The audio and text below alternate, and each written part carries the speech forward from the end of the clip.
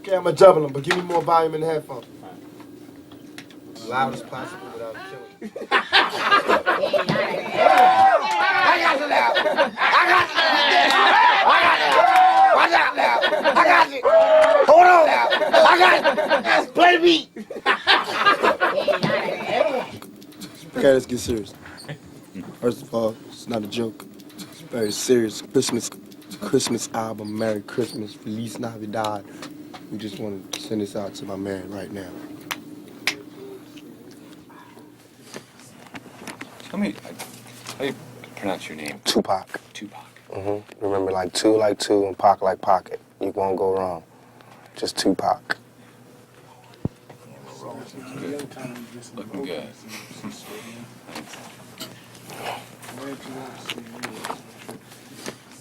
What's your best Christmas memory?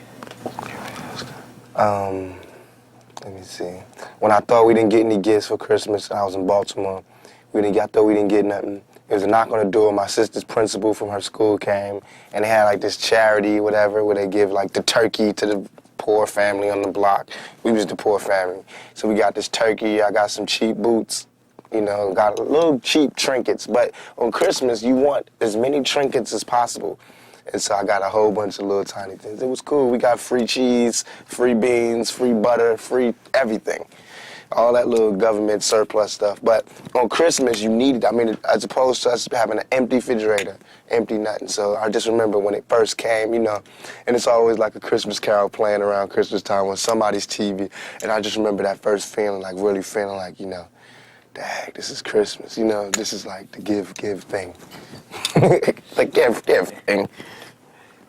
That's when I used to feel the sorriest for my mother.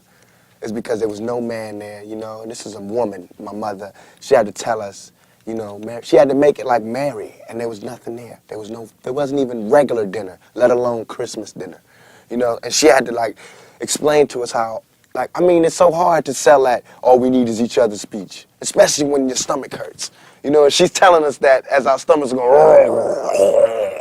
she's going, all we need is each other. It's meat. But I thought it was just so beautiful how she just would be strong and she would do it. And she would never use that time to go, your fathers are really jerks, you know, they really left me here. But they did. Our fathers really did leave her. And I mean, our fathers, like my father, my sister's father, different fathers, but they really did leave us. And, you know, they didn't call on Christmas to help my mother explain why the hell we ain't getting no gifts.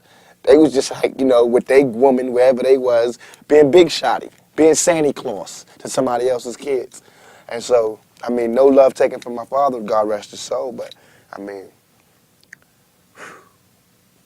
I got it. He better not expect nothing big on Christmas. Tell me about some of the special things that someone growing up in the inner city and in your situation deals with. Okay. Man, it's like, that's deep.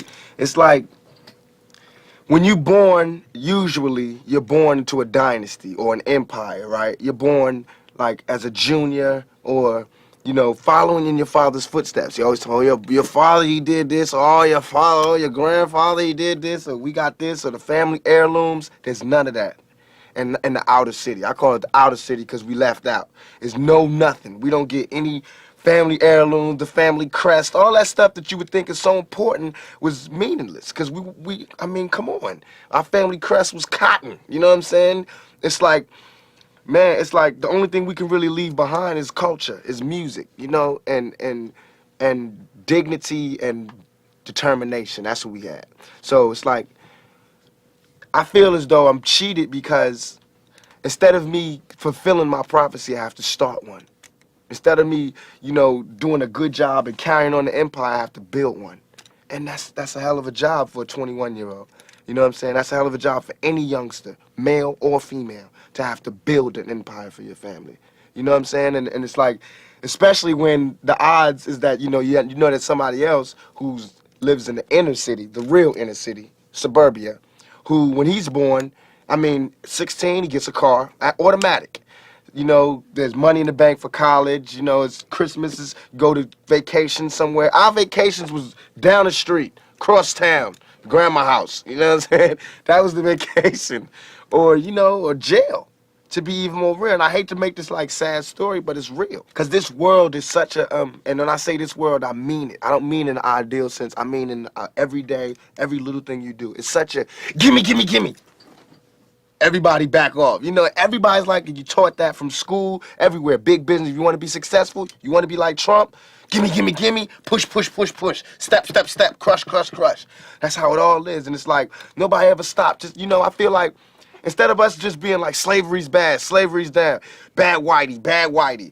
I mean, all right, let's stop that. And everybody's smart enough to know that, I mean, we've been slighted. And we want ours. And I don't mean by like ours, 40 acres and a mule, because we're past that.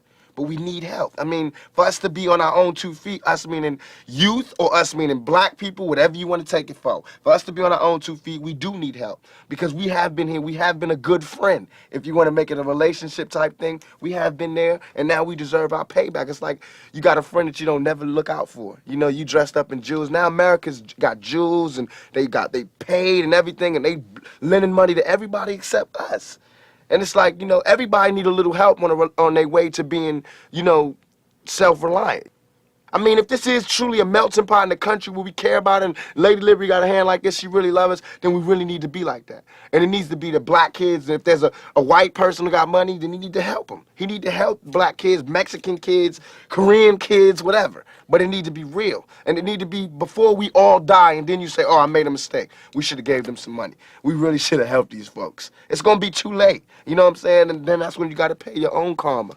And that's when God make you punish. When God punishes you. Because I feel like, you know, it's too much money here. I mean, nobody should be hitting lotto for 36 million and we got people starving in the streets.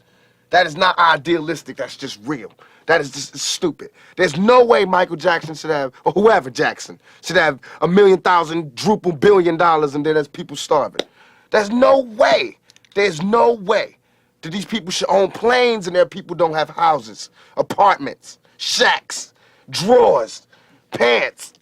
I know you're rich. I know you got $40 billion, but can you just keep it to one house?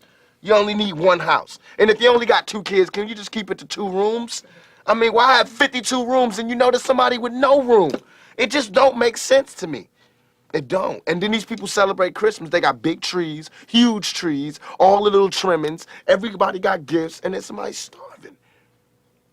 And they're having a white Christmas. They're having a great Christmas, eggnog and the whole 9. That's not fair to me.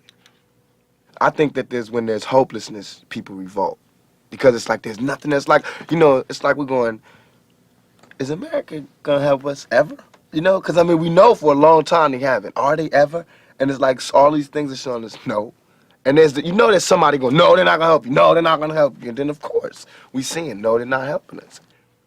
All BS aside, it all comes down to we got to survive. I mean, even warriors put their spears down on Sundays.